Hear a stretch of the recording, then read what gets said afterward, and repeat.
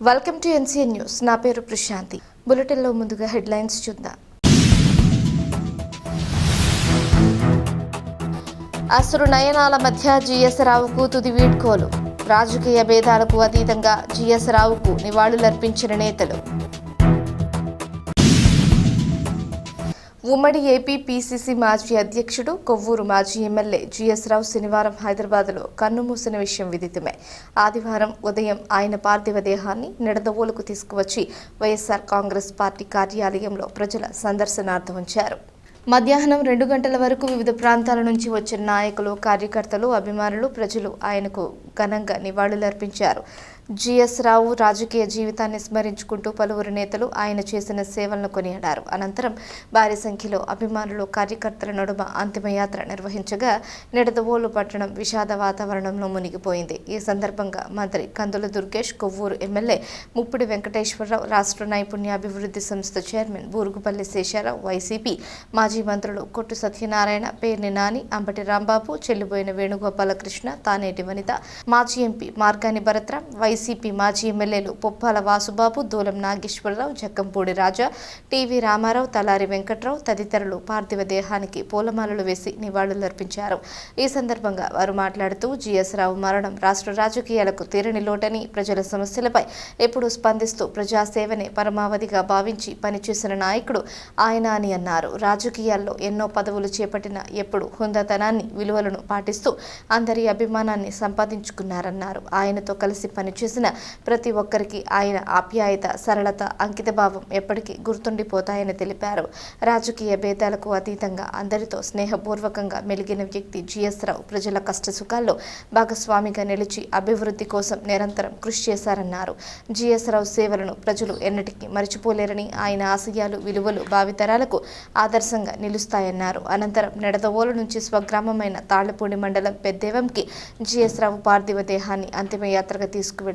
మార్గ మధ్యంలో అనేక ప్రాంతాల్లో ప్రజలు పూలు చల్లి నివాళులర్పించారు. అభిమానుల నినాదాలు, కుటుంబ సభ్యుల రోదనల మధ్య సాగిన అంతిమయాత్రలో వేలాది మంది పాల్గొన్నారు. పెద్దేవంలో కుటుంబ సభ్యులు, బంధువులు, గ్రామస్తులు, అభిమానులు, వివిధ రాజకీయ పార్టీల నాయకుల సమక్షంలో హిందూ సాంప్రదాయాల ప్రకారం అంత్యక్రియలు నిర్వహించారు. గ్రామమంతా విషాదంతో మునిగిపోయింది.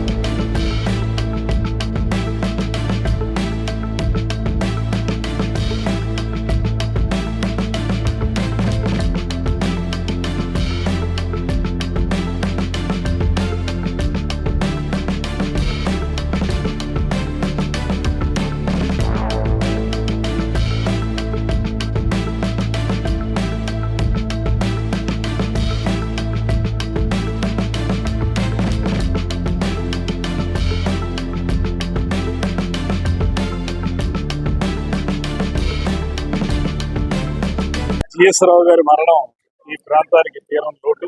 ఆయన చికిత్స పొందుతున్నారు. తిరిగి సాధారణమైనటువంటి ఆరోగ్యంతో బయటకు వస్తారని ఆశించిన సమయంలో ఈ మరణం సంభవించడం అనేది అందరికీ కూడా దిగ్భ్రాంతికరం.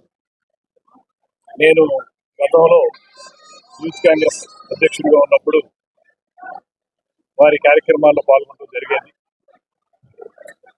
అప్పట్లో వారితో కలిసి ప్రయాణం చేయడం కూడా జరిగింది. ఏదైనప్పటికీ కూడా ఈ ప్రాంత అభివృద్ధి కోసం ఈ ప్రాంతపు వ్యక్తిగా అహరహం కృషి చేసినటువంటి వ్యక్తి రావు గారు. కొన్ని రికార్డులు కూడా ఆయన సొంతం చేసుకున్నారు. 1999 అనుకుంటాను అప్పుడు ఈ ఉమ్మడి పశ్చిమ గోదావరి జిల్లాలో ఏకైక శాసనసభ్యుడిగా ఆయన విజయం సాధించడం జరిగింది. అటువంటి రావు గారి మధ్య కొంచెం అనారోగ్యం పాలయ్యాలనేటువంటి మాట విన్నాం. తిరిగి మామూలు ఆరోగ్యంతో వస్తారని ఆశించిన సమయంలో ఇలా జరగడం అనేది బాధాకరం. ఏదైనప్పటికీ రాజకీయాల్లో ఉన్నత విలువలను పాటించడానికి ఆయన చేసినటువంటి కృషి అందరికీ ఆదర్శప్రాయం అనేటువంటి మాటను మరొకసారి తెలియజేసుకుంటూ వారికి ఘనమైనటువంటి శ్రద్ధాంజలి ఘటిస్తూ సెలవు.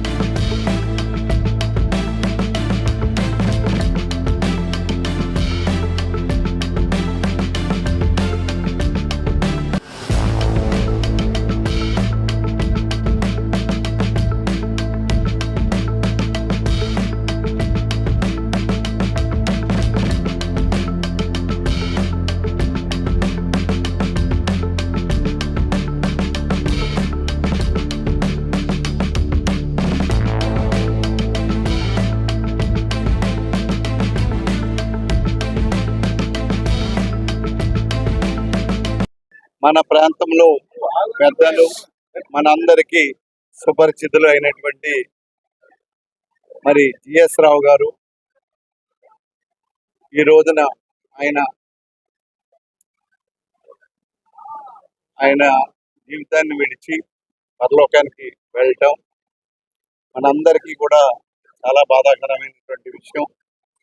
వారు మన కొవ్వూరు నియోజకవర్గ శాసనసభ్యులుగా ఒక 5 సంవత్సరాల పాటు మనందరికీ సేవలు అందించడం, అదే కాకుండా ఏదైతే మన కాంగ్రెస్ పార్టీ రాష్ట్ర అధ్యక్షులుగా పిసిసి అధ్యక్షులుగా కూడా కొంతకాలం సేవలు అందించడం, ఆయన నిరంతరం ప్రజాసేవలో ఆయన జీవితాన్ని గడపడం, ఇవన్నీ చూస్తే మరి ఆయన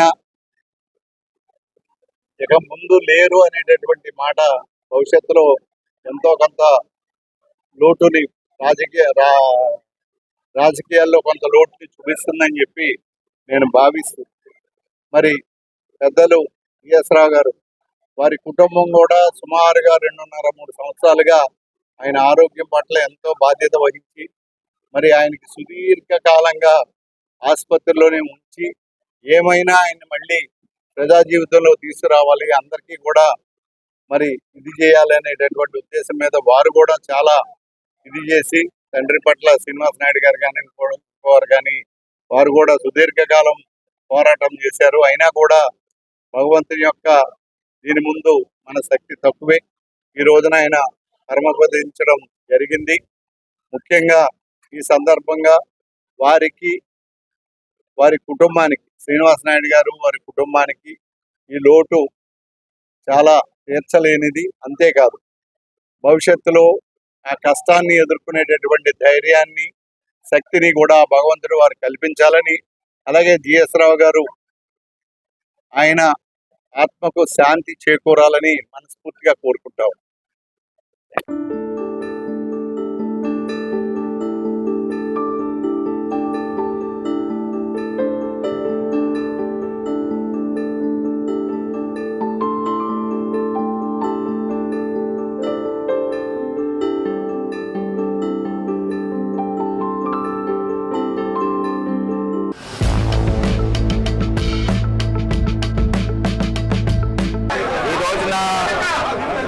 పిసిసి మాజీ అధ్యక్షులు గౌరవనీయులు శ్రీ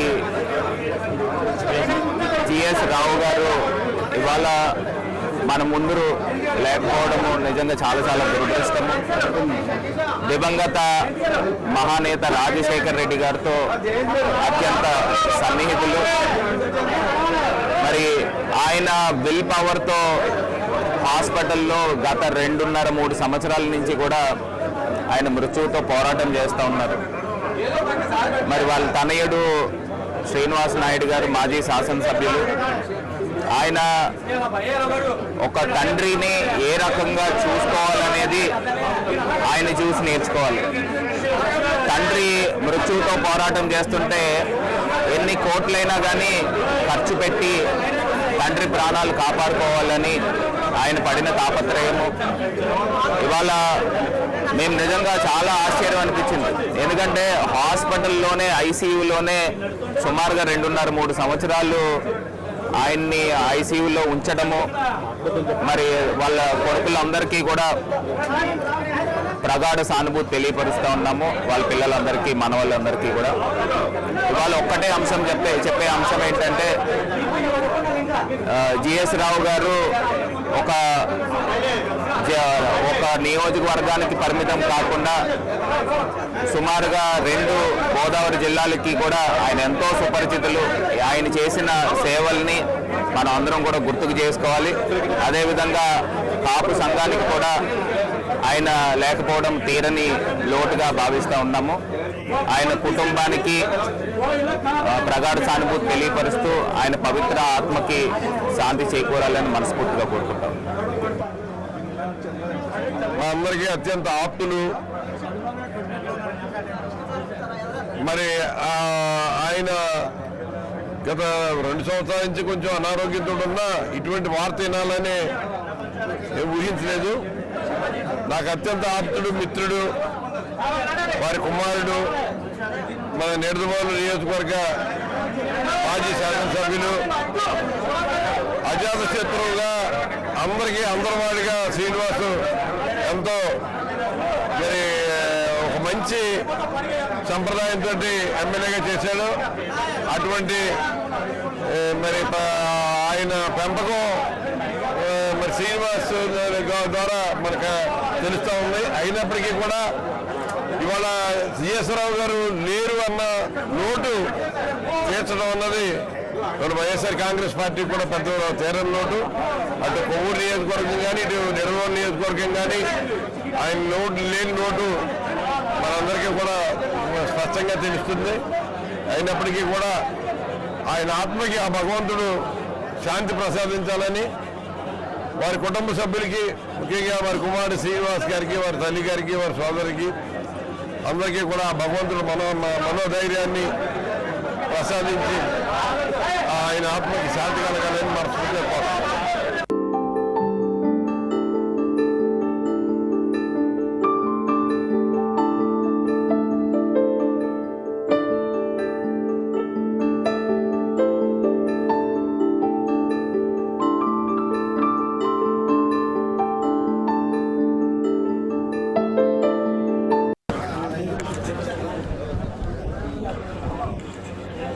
అందించినటువంటి వ్యక్తి, సుదీర్ఘ పోరాటం.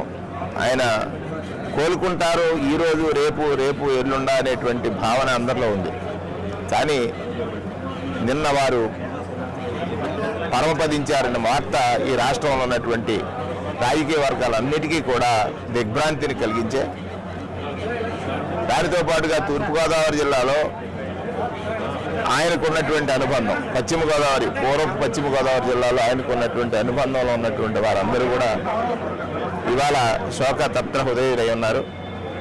వారి ఆత్మకు శాంతి చేకూరాలని వారి కుటుంబ సభ్యులకి ప్రగాఢమైనటువంటి సానుభూతిని తెలియజేస్తూ, నాకు ప్రత్యేకంగా వైఎస్ఆర్ కాంగ్రెస్ పార్టీకి నిన్ననే జగన్మోహన్ రెడ్డి గారు వారి కుటుంబ సభ్యులను పరామర్శించారు. వైఎస్ఆర్ కాంగ్రెస్ పార్టీకి ఇది తీరని లోటు. ఆ లోటుని భర్తీ చేయడానికి కుటుంబంతో పాటు పార్టీకి కూడా ఆ భగవంతుడు అనుగ్రహం అవసరం అనేటువంటిది దీని ద్వారా తెలియజేస్తుంది.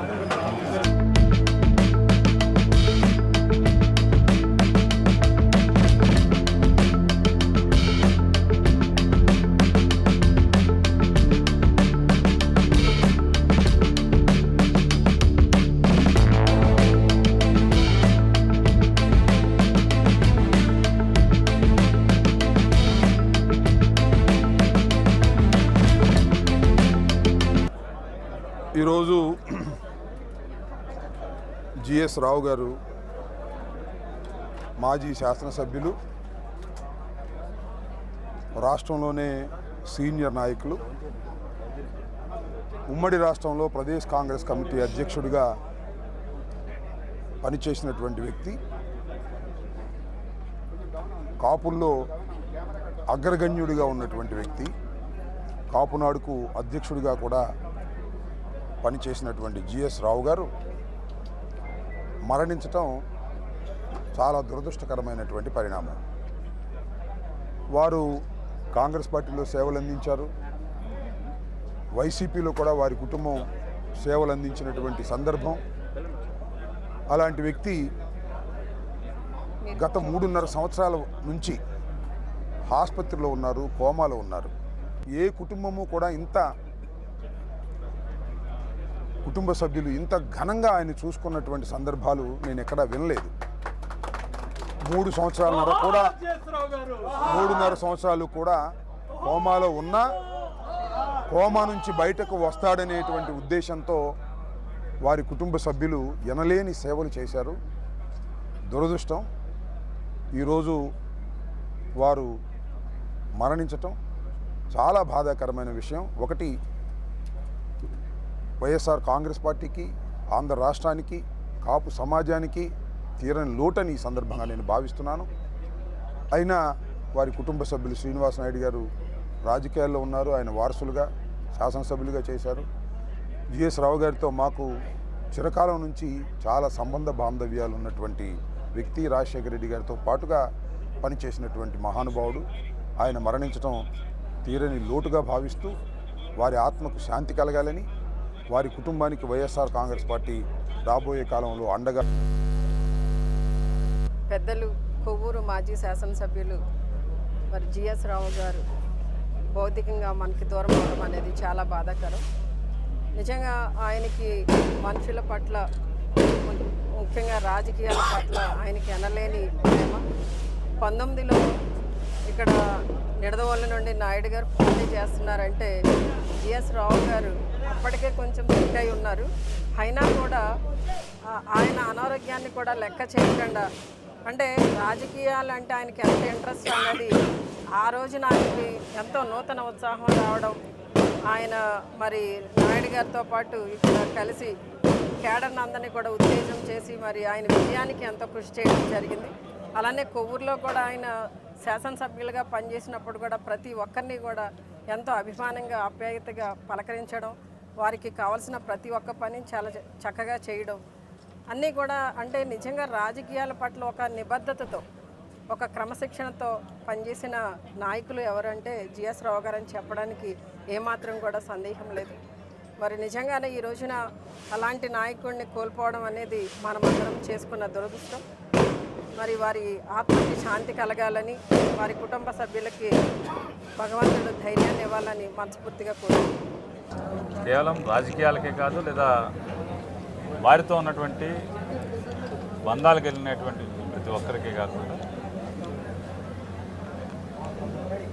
వాళ్ళ కుటుంబానికి, అంటే ఆయన ఒక పారిశ్రామికవేత్తగా ఎదిగి అక్కడి నుంచి కాపునాడు అధ్యక్షుడిగా, తర్వాత దరిమిల శాసనసభ్యుడిగా, దరిమిల పిసిసి అధ్యక్షుడిగా, రాష్ట్ర కాంగ్రెస్ అధ్యక్షుడిగా అనేక బాధ్యతలు నిర్వర్తించి ఎనలేని తక్కువ కాలంలో ఎనలేని సేవలు అందించినటువంటి రాష్ట్రానికి, అలాగే కొవ్వూరు నియోజకవర్గానికి ఎంతో సేవలు అందించారు. ఆయన నడిచిన ప్రతి చోట, అది పారిశ్రామిక రంగంలోనా, లేదా కాపు సంక్షేమంలోనూ, లేదా శాసనసభ్యుడిగా కొవ్వూరులోనూ, లేదా కాంగ్రెస్ పార్టీకి అధ్యక్షుడిగాను ఆయన ఎక్కడ బాధ్యత నిర్వర్తించినా తనకంటూ ఒక గుర్తింపుని, తన ముద్రని ఆయన వేసుకుని ముందుకు సాగారు. మరి అటువంటి మహనీయుడు ఈరోజు అకాల మరణం చెందడం దురదృష్టం. ఆయన ఆత్మకి శాంతి చేకూరాలని చెప్పని ఆయన వారసుడిగా, ప్రజల్లో సేవకుడిగా మంచి పేరు సంపాదించినటువంటి నాయుడు గారికి, అట్లాగే కుటుంబ సభ్యులకు నా ప్రగాఢ సానుభూతిని తెలియజేసుకుంటూ భగవంతుడి వారికి ధైర్యాలను ఇవ్వాలని చెప్పి మనస్ఫూర్తిగా. జిఎస్ రావు గారు చనిపోవడం చాలా బాధాకరం. ఈ గోదావరి జిల్లాల్లో ఆయనకంటూ ఒక ప్రత్యేకత ఉంది. మరి నాన్నగారు జిఎస్ రావు గారు కూడా ఇద్దరు ఒకే కాలంలో డిసిసి అధ్యక్షులుగా పనిచేయడం, ఆవేళ 2004లో తిరిగి కాంగ్రెస్ పార్టీని అధికారంలో తీసుకుని రావడానికి ఈ ప్రాంతంలో రాజశేఖర రెడ్డి గారి నాయకత్వంలో చాలా గొప్పగా పనిచేసినటువంటి నాయకుడు జిఎస్ రావు గారు. మరి వారి ఇవాళ దూరం అవడం అనేటువంటిది చాలా బాధాకరం. మరి గడిచినటువంటి 3.5 సంవత్సరాలుగా ఆయనకు అనారోగ్యంగా ఉన్నప్పటికీ కూడా ఎక్కడ ఆయనకి వైద్యం అందించేటటువంటి విషయంలో రాజీ పడకుండా ఏజ్ లాంటి పెద్ద హాస్పిటల్లో మరి 3.5 సంవత్సరాల నుంచి వైద్యం చేయించడం అంటే సామాన్యమైన విషయం కాదు. మరి వారి కుటుంబ సభ్యులకి వారి పట్ల ఉన్నటువంటి ప్రేమ, అనురాగాలు అనేటువంటివి దాని ద్వారానే తెలుస్తూ ఉంది.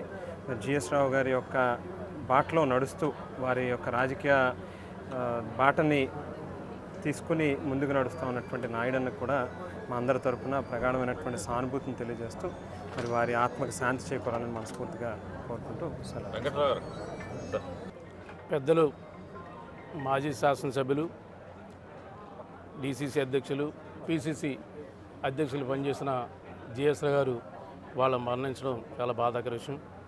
ఎందుకంటే ఆరోగ్య విషయంలో సుమారుగా 3.5 సంవత్సరాల నుంచి హాస్పిటల్ నుండి శ్రీనివాస నాయుడు గారు చక్కగా ఆయన వైద్యం చేయించడం జరిగింది. కానీ ఆయన పార్టీకి ఎనలేని సేవలు చేయడం, ఆయనతో పాటు నేను చక్కగా చాలా కాలం పనిచేయడం జరిగింది. పార్టీలో, కాంగ్రెస్ పార్టీలో తిరగడం, చాలా ఆయన లేని లోటు కుటుంబానికి, అదేవిధంగా పార్టీకి చాలా ఇబ్బంది. దానికి కుటుంబానికి, శ్రీనివాస నాయుడు గారికి అందరికి కూడా ఈయన మరణించడం వల్ల ఎన్నో, ఎందుకంటే ఒకటి రెండు కాదు, ఎన్నో విధాల పార్టీ కోసం కష్టపడి పనిచేసిన వ్యక్తి ఇవాళ మరణించడం అనేది చాలా బాధాకరం చేస్తూ నివాళులు అర్పిస్తాను. విద్యావంతులు, పారిశ్రామికవేత్త,